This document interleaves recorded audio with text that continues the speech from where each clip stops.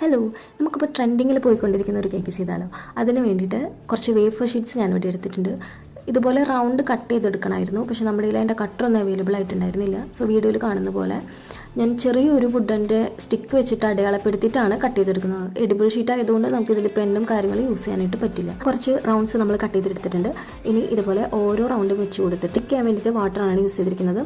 ഒരെണ്ണം ചെയ്യാനായിട്ട് 4ഉം 5ഉം റൗണ്ട്സാണ് ഞാനിവിടെ സ്റ്റിക്ക് ചെയ്തിരിക്കുന്നത്. എന്നിട്ട് സെൻറ്റർ പോർഷൻ ഇതുപോലെ ഫോൾഡ് ചെയ്ത് കൊടുക്കുക. കട്ട് ചെയ്ത് വെച്ചാൽ എല്ലാം ഇതുപോലെ സ്റ്റിക്ക് ചെയ്ത് ഫോൾഡ് ചെയ്ത് അവസാനമായപ്പോൾ എനിക്ക് ഡൗട്ടായി കേക്കിലേക്ക് ഇത് ഫുള്ള് കവർ ചെയ്യാനായിട്ട് പറ്റുമെന്നുള്ളത്.